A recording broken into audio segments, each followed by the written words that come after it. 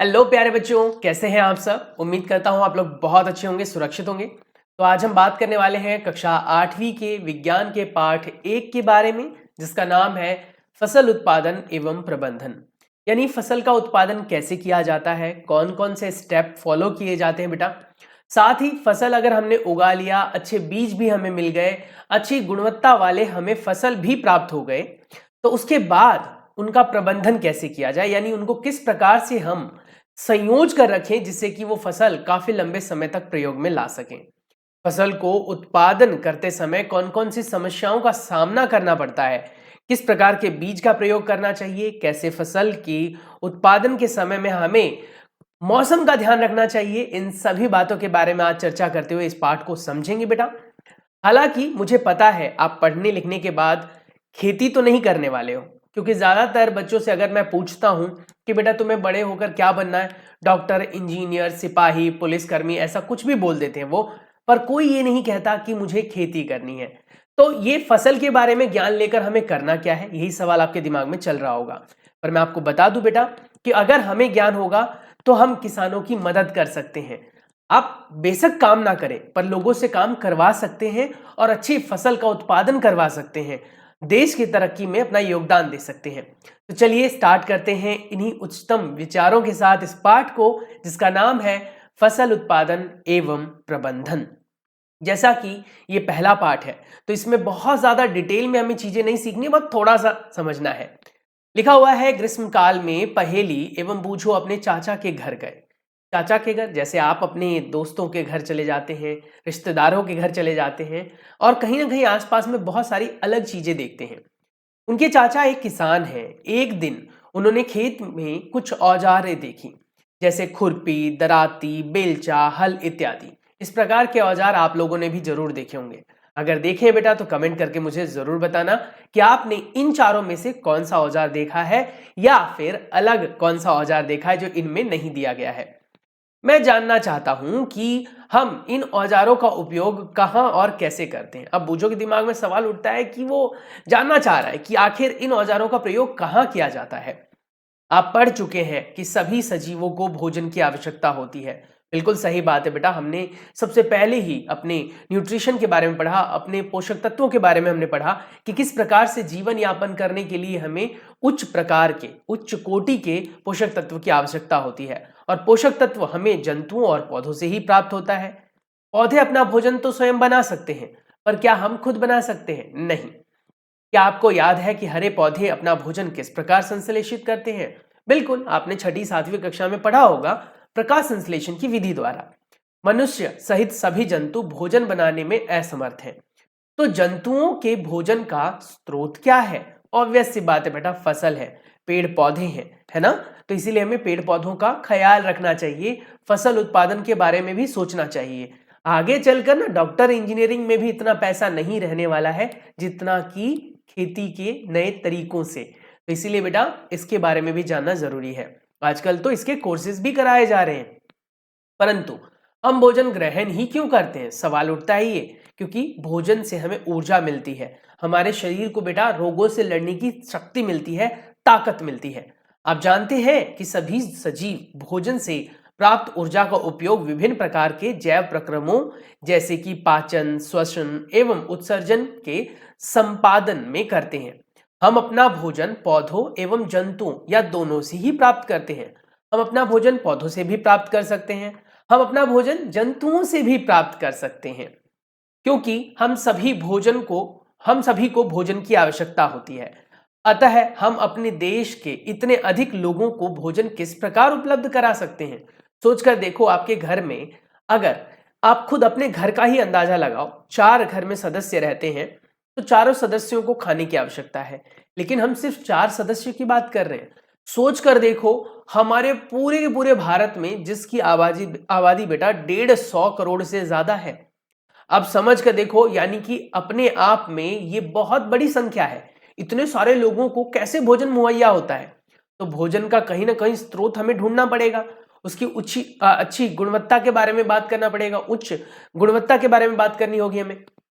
भोजन का बड़े स्तर पर उत्पादन करना आवश्यक है। एक विशाल जनसंख्या को भोजन प्रदान करने के लिए इसका नियमित उत्पादन एवं प्रबंधन एवं वितरण की आवश्यकता है। उत्पादन मतलब पैदा करना, प्रबंधन यानी कि सही तरीके से रखना, और वितरण मतलब सही तरीके से बंटवारा भी जरूरी है। अब अगर मान लो ये कहता है भाई पंजाब राज्य कहता है कि भाई मैं अपना सामान बहुत कम मात्रा में दूंगा, तो दूसरा राज्य क्यों देगा, है ना। तो सभी राज्यों को बराबर गुणवत्ता वाली चीजें उत्पादन करनी होती है और वितरण भी करना होता है। वितरण मतलब बांटना भी होता है। चलिए अब हम बात करेंगे बेटा 1.1 के बारे में, जिसका नाम है कृषि पद्धति।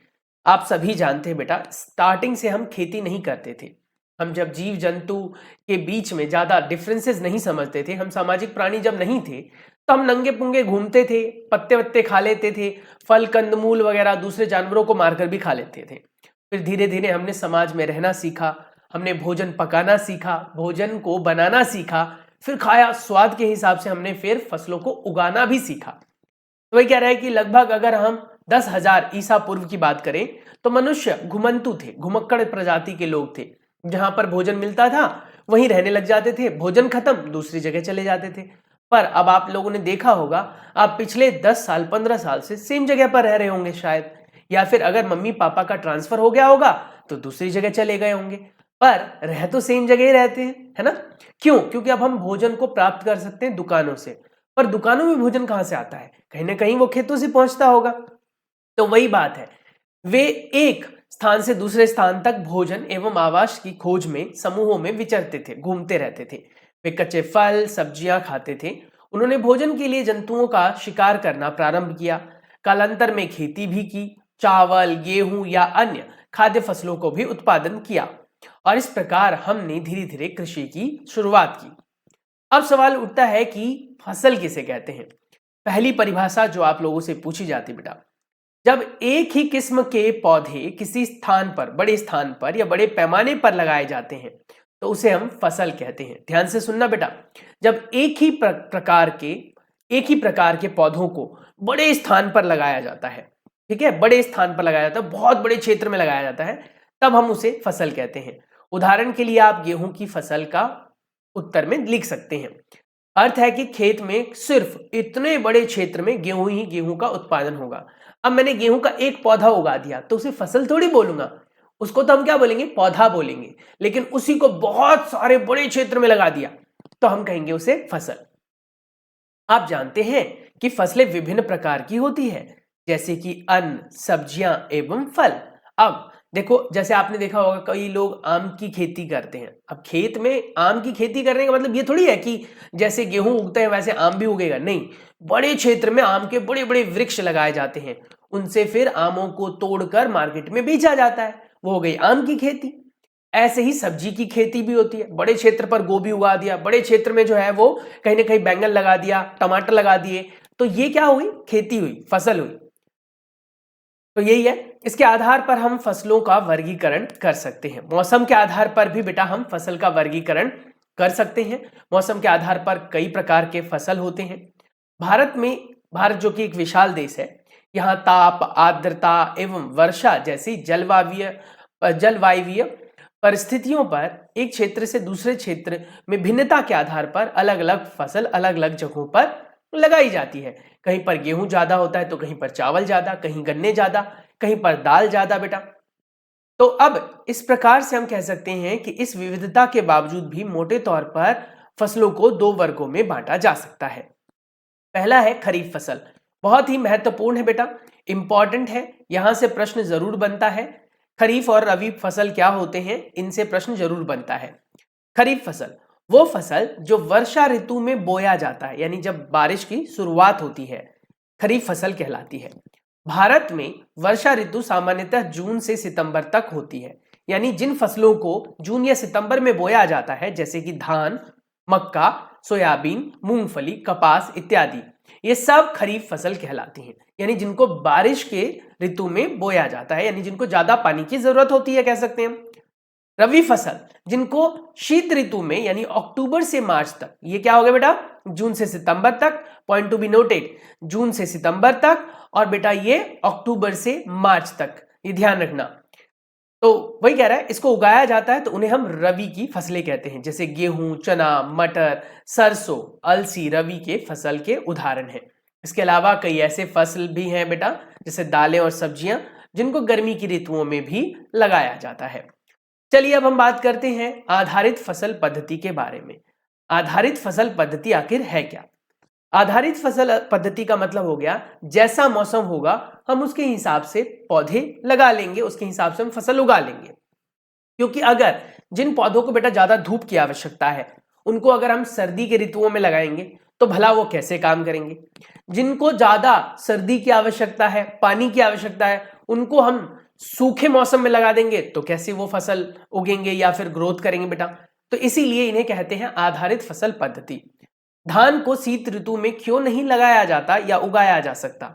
सवाल उठता है वो धान को। तो कहते हैं कि धान को बहुत अधिक पानी की आवश्यकता होती है, अतः इसे केवल वर्षा ऋतु में ही उगाते हैं। यहां पर यह प्रश्न है बेटा, यह प्रश्न किसने किया? बूझो ने। और यह उत्तर दिया किसने? हमारी पहेली ने। तो कहीं ना कहीं यही प्रश्न उत्तर आप लोगों के पेपर में पूछे भी जाते हैं कि आखिर ऐसा क्यों है कि धान को हम शीत ऋतु में नहीं लगाते, उसको हमेशा वर्षा ऋतु में ही लगाया जाता है। यानी धान को हम हमेशा ही खरीफ के मौसम में क्यों लगाते हैं, रबी के मौसम में क्यों नहीं लगा सकते? क्योंकि उसको अधिक वर्षा की जरूरत होती है। और यही तो आधारित पद्धति है कि जिसको जैसा मौसम चाहिए उसी मौसम में उगा लो उसे, उसमें हमें मेहनत कम करनी पड़ेगी। अब आप सोच कर देखो, जिस मौसम में बारिश नहीं होती उसमें आपको सिंचाई के लिए पानी ज्यादा लगाना पड़ेगा, तो कहीं ना कहीं वो तो नुकसान है, मेहनत भी ज्यादा है। तो इसीलिए मौसम के अनुरूप हमें खेती करनी चाहिए। फसल उगाने के लिए किसान को अनेक क्रियाकलाप सामयिक अवधि पर करना पड़ता है। बहुत सारे कार्य करने पड़ते हैं बेटा, जैसे फसल लगाना, बीज बोना, है ना, खेत की तैयारी करना, उसके बाद खरपतवार को हटाना, उसके बाद बेटा उसके अंदर खाद उर्वरक को मिलाना, सिंचाई करना, फसल काटना, ये सारी विधियां, तो उनके बारे में अब हम पढ़ेंगे और जानेंगे बेटा आगे, जिनका उपयोग माली अथवा आप सजावटी पौधे उगाने के लिए करते समय भी देखते हैं। ये क्रियाकलाप अथवा कार्य कृषि पद्धति में है जो आगे है बेटा, इनको हम इस्तेमाल में लेंगे। तो अब सवाल उठता है कि आखिर कृषि के पद्धति में कौन कौन से कार्य आते हैं। जैसे मिट्टी तैयार करना सबसे पहला कार्य होता है बेटा।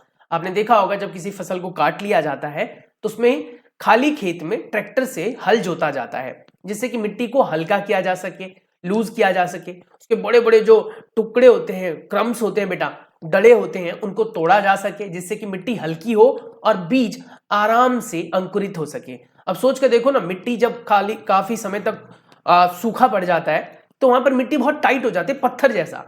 अब उसमें से बेचारा बीज कहां से निकलेगा, तो इसलिए मिट्टी को लूज करना पड़ता है। फिर मिट्टी जब लूज हो जाती है तो बुआई का काम होता है, बीज वगैरह डाले जाते हैं। फिर उसकी वृद्धि और विकास के लिए खाद उर्वरक डालना पड़ता है।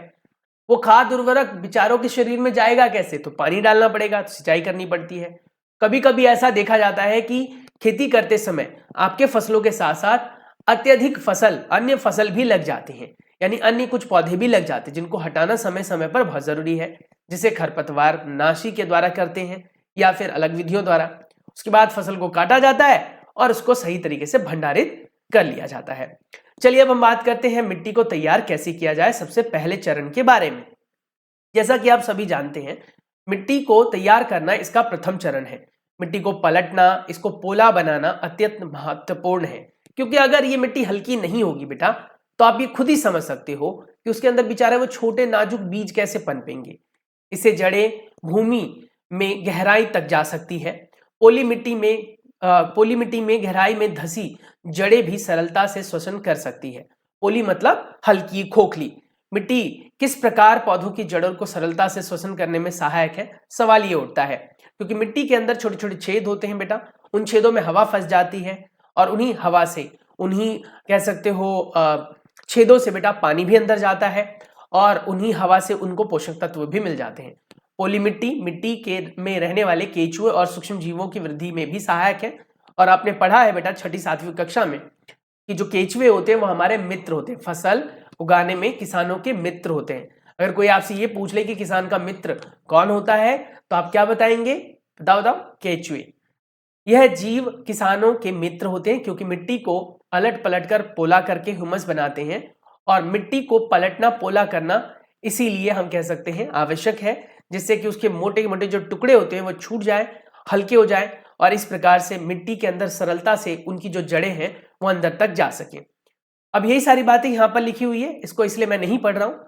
अब यहाँ लिखा हुआ है क्योंकि ऊपरी परत कुछ सेंटीमीटर तक मिट्टी ही पौधों की वृद्धि में सहायक होते हैं। ऊपर की कुछ परत जो होती है जहां पर बेटा ज्यादा पोषक तत्व पाए जाते हैं। अलटने पलटने से, पोला करने से पदार्थ ऊपर आ जाता है और पौधे को इन पोषक तत्वों द्वारा कहीं ना कहीं वृद्धि और विकास मिल जाती है।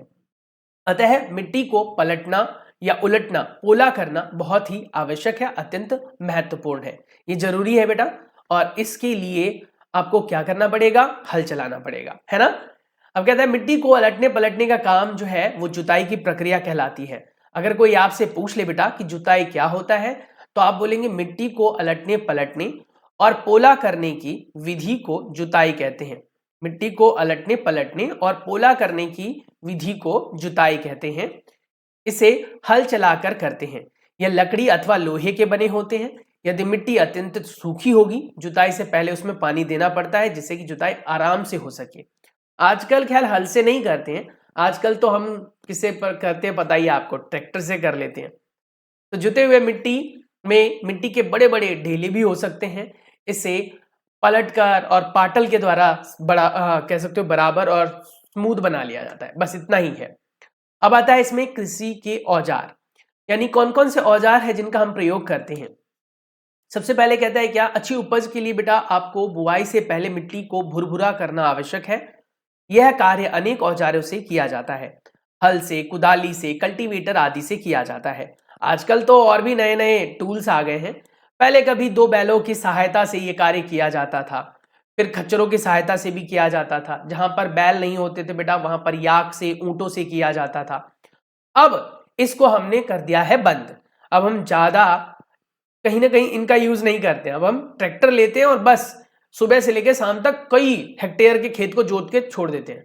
और पहले बहुत मेहनत लगती थी। पहले किसानों को बैलगाड़ी के बैलों की मदद से बेटा ये सब कार्य करना पड़ता था। हल एक प्राचीन काल में उपयोग में आए जाने वाले जुताई का एक यंत्र था। इससे बेटा खाद उर्वरक मिलाने का भी कार्य किया जाता था। खरपतवार को निकालने का, खुरचने का कार्य भी किया जाता था। यह औजार लकड़ी का बना होता है जिसे बैलों की जोड़ी यानी कि दो या घोड़े या ऊंट की सहायता से खींचा जाता है। इसमें लोहे की मजबूत तिकोनी पत्ती लगी होती है जिसे फाल कहते हैं। आगे की तरफ होता है जो मिट्टी को चीरता हुआ चलता है बेटा। हल का प्रमुख भाग लंबी डंडी लकड़ी का बना होता है जिसे हल साफ्ट या सैफ्ट भी कहते हैं। इसके एक सिरे पर हैंडल होता है तथा दूसरे सिरे पर जोतने के लिए डंडे जुड़े होते हैं जिसे बैल के गर्दनों के ऊपर रखा जाता है और बैल खींचकर उन्हें चलाते हैं और जिससे आसानी से कार्य हो जाता है।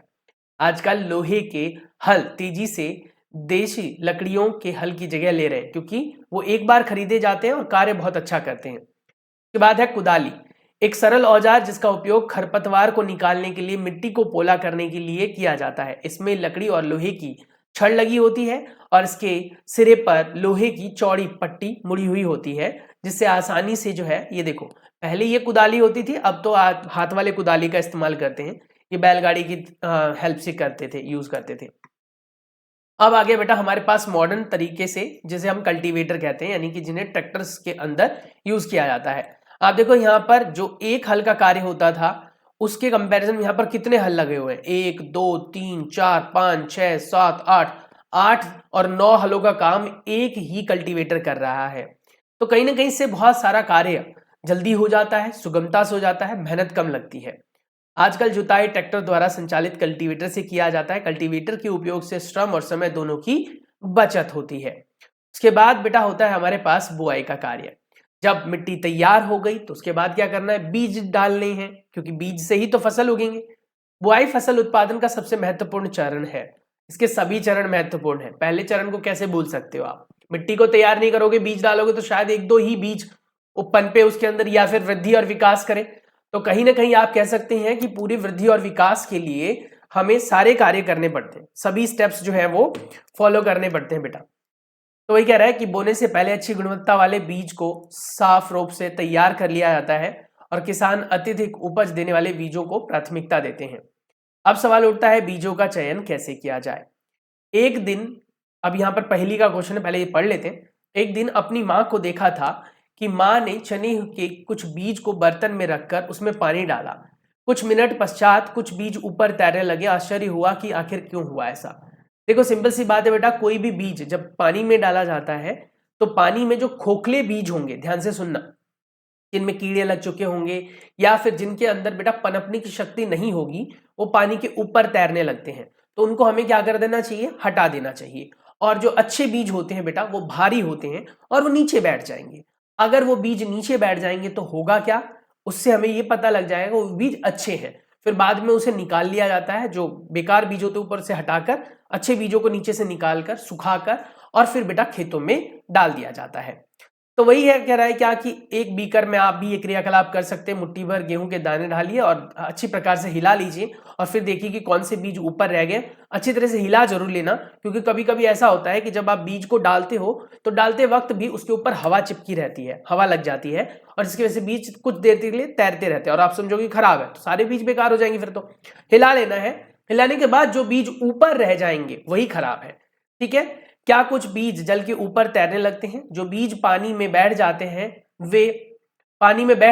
वे हल्के या भारी हैं? बताइए। जो बैठ जाएंगे वो तो भारी होंगे। क्षतिग्रस्त बीज खोखले हो जाते हैं, इस कारण हल्के होते हैं। अतएव वह जल पर तैरने लगते हैं। अच्छे और स्वस्थ बीज को क्षतिग्रस्त बीजों से अलग करने के लिए एक अच्छी विधि है, बुआई से पहले बीज बोने के औजारों के बारे में जानना आवश्यक है। यानी कि बीज को बोने के लिए कौन कौन से औजार उपयोग में आते हैं उनके बारे में जानना बहुत जरूरी है। अब आता है हमारे पास बेटा परंपरागत औजार। परंपरागत औजार जो बहुत पहले से यूज में आ रहे थे, जैसे आप ये देखो, यहाँ पर बीज बोने के लिए परंपरागत तरीका है। यहाँ पर एक फनल लगा होता है, एक व्यक्ति जो है इसमें बीज डालता है, दूसरा व्यक्ति जो है वो जो बैल होते बेटा उसको हड़काता है जिससे वो चले। उसके बाद ये नया तरीका है सीड ड्रिल मेथड, जिसके अंदर देखो आप यहाँ पर बीज भर दिया जाता है और इसमें पाइप लगे होते हैं और ये पाइप जो है वो थोड़ा थोड़ा बीज डालता है, जिससे बहुत बड़े क्षेत्र में एक साथ ही बीज की बुआई हो जाती है। ऐसे ही बेटा कई तरीके हैं जिनसे बीज को बोया जाता है, पर हर बीज इसी प्रकार से नहीं बोए जाते हैं। अगर हम धान की खेती की बात करें बेटा, धान के बीजों को बेटा पहले पौधशाला में, यानी जिसे आप नर्सरी कहते हैं, उसमें तैयार किया जाता है। फिर हाथों से बेटा उसे खेत में भरे हुए पानी में, खेत में उसे बोया जाता है। तब वो फिर उससे खनिज प्राप्त करके वृद्धि और विकास करते हैं। अब सवाल उठता है कि मिट्टी फसल को खनिज प्रदान करती है। बात तो सही है, यह पोषक विधि वृद्धि के लिए आवश्यक है। ये पोषक जो बेटा पौधों की वृद्धि के लिए आवश्यक है। कुछ क्षेत्रों में किसान खेत में एक के बाद दूसरी फसल लगाता रहता है। खेत कभी भी खाली नहीं छोड़े जाते। कल्पना कीजिए कि पोषक या पोषकों का क्या होता है, यानी वो पोषक पदार्थ कहां से आते हैं। फसलों को लगातार उगने के लिए मिट्टी में कुछ पोषक तत्वों की जरूरत होती है और उनकी कमी हो जाती है। इस क्षति को पूरा करने के लिए हम किसानों को बेटा एक प्रकार का पदार्थ डालना होता है जिसे कहते हैं खाद। अगर हम खाद नहीं डालेंगे बेटा तो पौधों को वो पोषक तत्व नहीं मिलेगा। जिस प्रकार से आपको खाद्य पदार्थ चाहिए होता है वृद्धि और विकास करने के लिए, भोजन करते हो आप ऊर्जा के लिए, वैसे बेटा पौधों को भी इनकी आवश्यकता होती है। खाद कार्बनिक पदार्थ है जो पौधे या जंतु के अवशिष्ट पदार्थों से प्रदान किया जाता है, तैयार किया जाता है।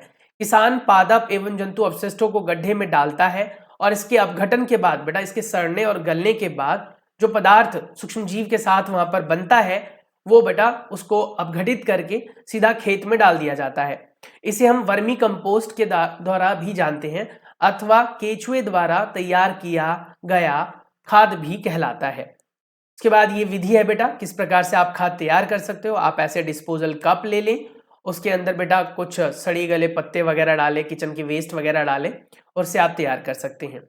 और जिसमें आपने खाद डाला है उस पौधे उसमें बीज डालिए और जिसमें खाद नहीं है उसमें बीज डालिए। जिसमें खाद नहीं है और पानी भी नहीं है उसमें बीज डालिए। आप देखेंगे जिसमें पानी नहीं है उसमें तो बीज बिल्कुल भी नहीं पनपेगा। उसके बाद बेटा जिसमें खाद नहीं है उसकी वृद्धि और विकास जो है वो धीरे होगी, और जिसमें खाद डाला है आपने और पानी भी है उसमें तो उस पौधे की वृद्धि विकास ज्यादा तेजी से होगी। तो ये बात याद रखनी है, ठीक है, कि खाद बहुत जरूरी है जल के साथ साथ। उर्वरक रासायनिक पदार्थों में विशेष पोषक तत्व होते हैं और ये खाद से भिन्न होते हैं क्योंकि इनको कहीं ना कहीं तैयार किया जाता है फैक्ट्री में और इनके अंदर जो पोषक पदार्थ की मात्रा होती है वो थोड़ी ज्यादा होती है, इसीलिए इसका प्रयोग ज्यादा नहीं करना चाहिए वरना हमारे शरीर के लिए भी नुकसानदेह है। उर्वरक का उत्पादन फैक्ट्रियों में किया जाता है। उर्वरक के उदाहरण है बेटा urea, ammonia, sulphate, super phosphate, potash, NPK यानी नाइट्रोजन, फास्फोरस एंड पोटेशियम।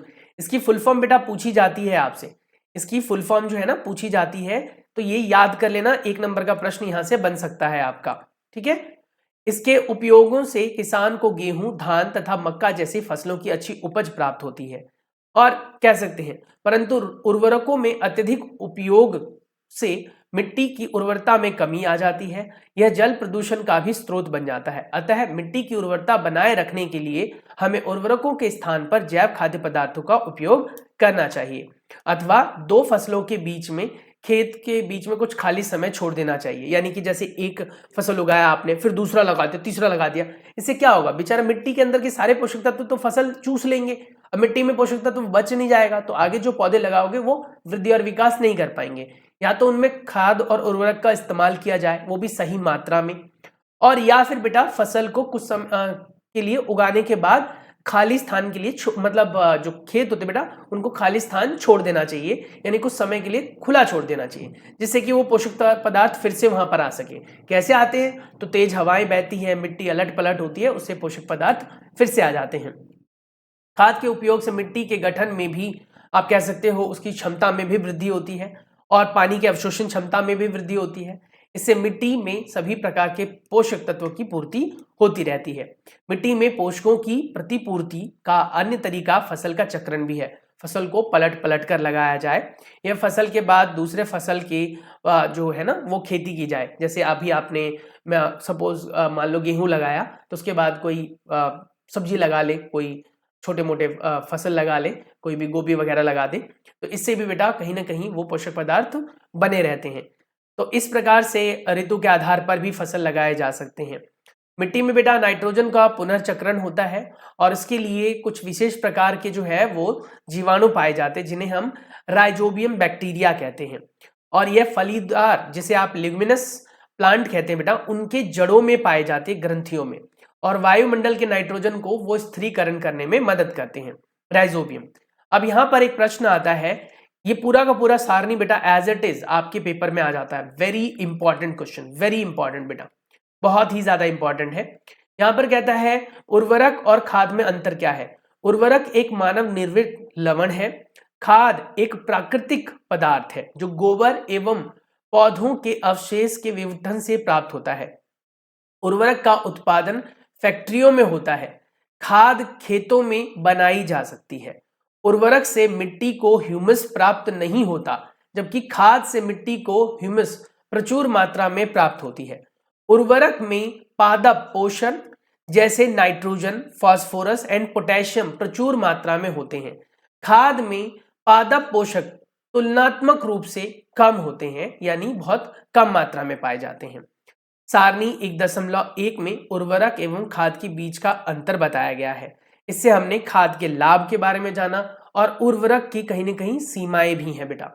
खाद के क्या लाभ है, जैव पदार्थ उर्वरक की अपेक्षा खाद जो हम यूज करते हैं बेटा वो अच्छी मानी जाती है, क्योंकि इसमें मिट्टी की जल धारण करने की क्षमता ज्यादा होती है। मिट्टी भुरभुरी बनी रहती है, जिससे कि गैस का विनिमय हो पाता है, यानी कि कहीं ना गैस जो है वो आदान प्रदान कर पाता है। ये जो जीव होते हैं छोटे छोटे से, जिन्हें हम किसान के मित्र कहते हैं, उनको पनपने में मदद करते हैं। उसके बाद बेटा जैविक खाद में मिट्टी का गठन सुधर जाता है और इसका कोई नुकसान नहीं है। अब आता है हमारे पास सिंचाई। सिंचाई क्या होता है, जल देने की प्रक्रिया। अब आपने खाद तो डाल दिया, लेकिन बेचारे पौधों को वो खाद का पोषक मिलेगा कैसे। तो जीवित रहने के लिए प्रत्येक जीव को जल की आवश्यकता होती है, पौधे को भी कहीं ना कहीं चाहिए भैया।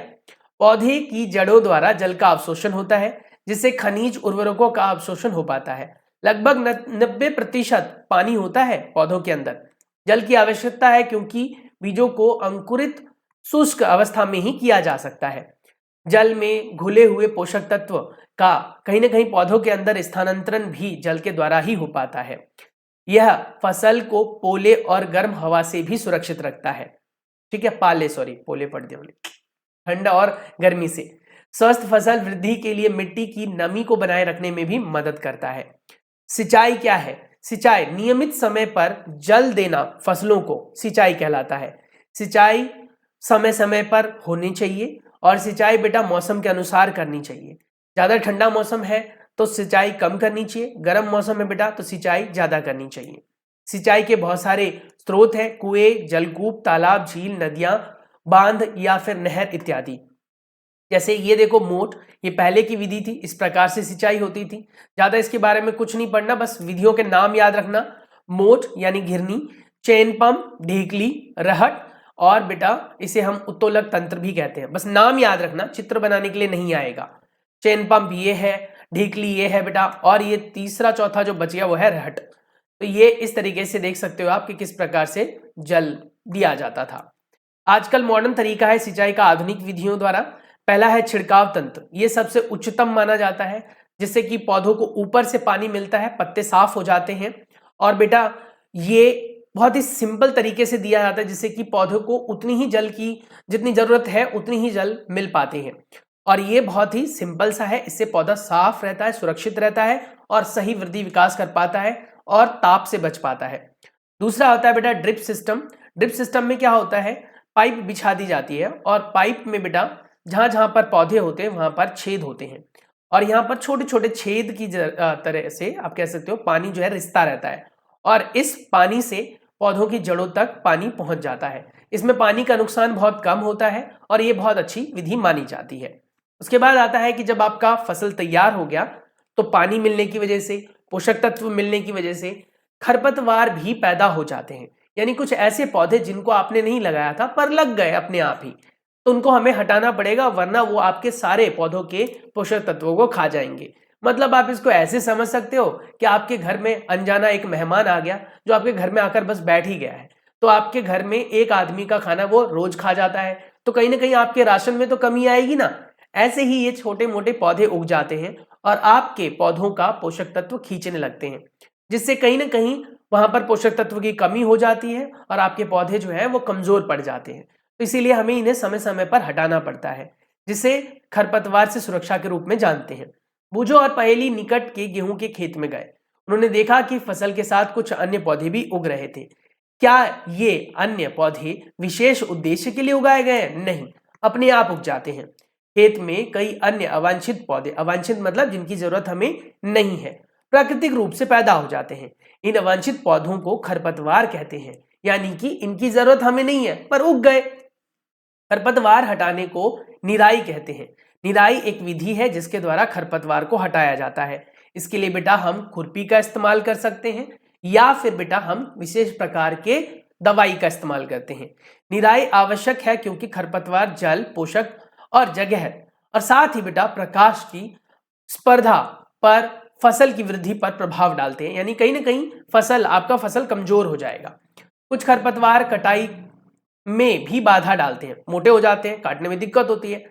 मनुष्य एवं पशुओं के लिए विषैले भी हो सकते हैं, तो इसीलिए इन्हें समय समय पर हटाना है। खरपतवार हटाने को हम विभिन्न प्रकार की जो कह सकते हो तरीकों से हटा सकते हैं और उनमें सबसे सरल तरीका है बेटा कि आप खरपतवार को उखाड़े, हाथ से हटा दें। इससे खरपतवार पौधे सूख कर मर जाते हैं और मिट्टी में मिल जाते हैं। खरपतवार हटाने का सर्वोत्तम समय पुष्पन और बीज बनने से पहले का होता है, यानी बीज के पैदा होने से पहले आप कर लीजिए। खरपतवार पौधे को हाथ से जड़ सहित उखाड़ना बेटा, काटना नहीं है क्योंकि वो फिर से लग जाएंगे। जड़ सहित उखाड़ दें अथवा भूमि के निकट से एकदम बिल्कुल जड़ के समीप से काट दें। समय समय पर काटना पड़ता है, लेकिन ये ध्यान रखना यह खुरपी द्वारा किया जा सकता है या फिर विशेष प्रकार की दवाइयों द्वारा, जिनकी नियमित मात्रा से आप जो है हटा सकते हैं, जैसे 2D और 4D। खेतों में छिड़काव किया जाता है, इससे बेटा कहीं ना कहीं खरपतवार नाशी भी दवाइयां कहलाती हैं ये, और इससे सिर्फ और सिर्फ खरपतवार ही मरते हैं क्योंकि विशेष प्रकार की दवाई होती है, इनका आपके फसल पर कोई असर नहीं पड़ता। अब यहाँ पर वही दवाई छिड़कता हुआ ये किसान दिख रहा है आपको, खरपतवार नाशी का छिड़काव कर रहे हैं। इसका शरीर पर हमारे प्रभाव नहीं पड़ता, पर हाँ अगर इसकी जरूरत से ज्यादा मात्रा दे दी जाए तो कहीं ना कहीं आपके फसल के अंदर भी चला जाएगा, आपके फसल के बीजों में भी चला जाएगा, और जब हम खाएंगे बेटा तो हमारे शरीर के लिए नुकसानदेह हो सकता है। तो इसलिए निश्चित मात्रा में ही डालें। अब फसल तैयार, फसल के बीज पक चुके हैं, काटना है। फसल की कटाई एक महत्वपूर्ण कार्य है। फसल के पक जाने के बाद कटाई की जाती है, कटाई कहलाता है। कटाई के दौरान या तो पौधे को खींचकर उखाड़ लिया जाता है अथवा उसे धरातल के पास से काट लिया जाता है।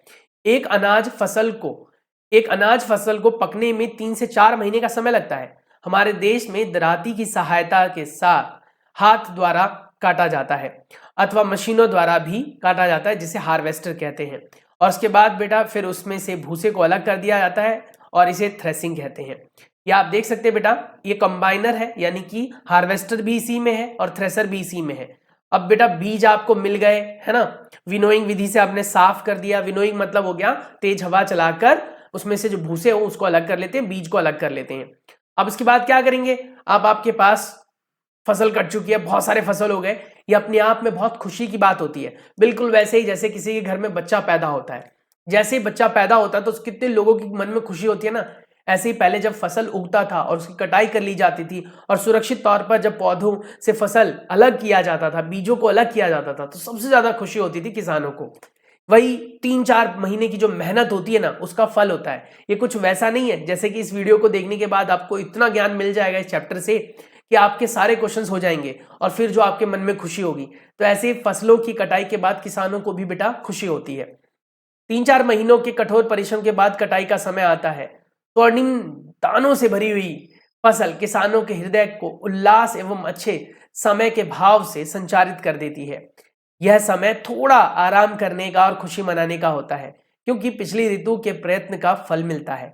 इसलिए भारत के सभी भागों में कटाई का समय हर्षोल्लास एवं खुशी के साथ मनाया जाता है। पुरुष एवं महिलाएं सभी मिलकर इस पर्व को मनाते हैं। कटाई ऋतु के साथ विशेष पर्व जैसे पोंगल, बैसाखी, होली, दिवाली और भी अन्य जो पर्व है बेटा उसके रूप में मनाया जाता है। फसल काट लिया, फसल तैयार हो गया। अब फसल को अगर हम ढंग से ना रखें बेटा, भंडारित ना करें, तो फसल बर्बाद हो जाएंगे। तो अब भंडारण करना है। उत्पादन और भंडारण का महत्वपूर्ण कार्य है। यदि फसल के दौरान जो हमने तैयारी की है बेटा, उसको सब कुछ कर लिया हमने, लेकिन अब सब कुछ मिलने के बाद, सब कुछ होने के बाद अगर हम भंडारण सही से नहीं करेंगे तो आपको नहीं लगता कि आपके सारे फसल जो है बेटा वो खराब हो जाएंगे। तो इसीलिए अब भंडारण सही से करना है। तो हमें भंडारण नमी, कीट और चूहों सूक्ष्म से बचाने के लिए करना पड़ता है। सूक्ष्म जीवों से बचाने के लिए ताजा फसल में थोड़ी सी नमी की मात्रा होती है। यदि फसल के दानों को सुखाए बिना भंडारित हम कर लेंगे तो उसमें बेटा फंगस लग जाएंगी, छोटे छोटे कीड़े मकोड़े पैदा हो जाएंगे और उसके बाद वो फसल बर्बाद हो जाएगी। इसीलिए भंडारण से पहले दानों को धूप में सुखाना आवश्यक है। इसीलिए आपने देखा होगा कई बार धूप में खेतों में कई दिनों तक किसान जो है वो अपने फसलों को छोड़ देते हैं, जिससे उसके अंदर की नमी खत्म हो जाती है और फिर उसके बाद पीड़कों, जीवाणुओं और कवक से सुरक्षा हो जाती है। किसान अपनी फसल का उत्पादन भंडारण जूट के बोरों, धातु के बड़े बड़े पात्रों में करते हैं, जिन्हें हम साइलोज के नाम से भी जानते हैं। अब ऐसे ही आपने अपने घरों में भी देखा होगा, ये फूड कॉर्पोरेशन ऑफ इंडिया का बड़े बड़े साइलोज होते हैं। इसमें बहुत बड़े बड़े जो हैं वो टैंकर बने होते हैं जहां पर फसलों को रखा जाता है। यहाँ देखो कैसे बोरे में पैक करके अनाज को रखा गया है, और अगर ये अनाज खराब हुए तो किसान की सारी मेहनत खराब हो जाती है बेटा। अब हम बात करेंगे जंतुओं से भोजन। अब सिर्फ हमें भोजन पौधों से ही थोड़ी मिलता है, जंतुओं से भी मिलता है। जैसा कि आप जानते हो दूध, दही, मक्खन, ये सब हमें कहाँ से मिलता है? जंतुओं से मिलता है। तो दूध गाय, भैंस, बकरी से मिलता है। उसके बाद मक्खन हो गया बेटा, घी हो गया, है ना, पनीर हो गया, ये सब हमें कहीं ना कहीं कहाँ से मिलता है? जंतुओं से। इसके लिए हमें क्या करना पड़ता है? इसके लिए हमें पशुपालन करना पड़ता है। पशुपालन पशुओं को पालने का एक तरीका होता है जिसमें बेटा मछली उत्पादन भी आ जाता है। अब आपने देखा कि हमें जो है खाद्य पदार्थ मिले। हमने रवि फसलों के बारे में बात की, बुआई, भंडारण, थ्रेसिंग, खरपतवार, खरपतनाशी, पटकना वटकना के बारे में भी जाना। पशुपालन एक विधि है जिसके द्वारा पशुओं को पाला जाता है और उनसे विभिन्न प्रकार के बेटा खाद्य पदार्थों को प्राप्त किया जाता है। उम्मीद है कि लगभग आपने 40 मिनट के अंदर इस वीडियो के थ्रू बहुत कुछ सीखा होगा। कुछ भी ऐसा नया सीखने के लिए मिला जो अच्छा लगा हो आपको, तो चैनल को सब्सक्राइब कर लेना बेटा, बेल आइकन को प्रेस कर देना लेटेस्ट वीडियो से रिलेटेड इन्फॉर्मेशन के लिए। चलिए मिलते हैं नेक्स्ट वीडियो में, तब तक के लिए अपना बहुत सारा ख्याल रखिए। Stay tuned, take care, bye bye.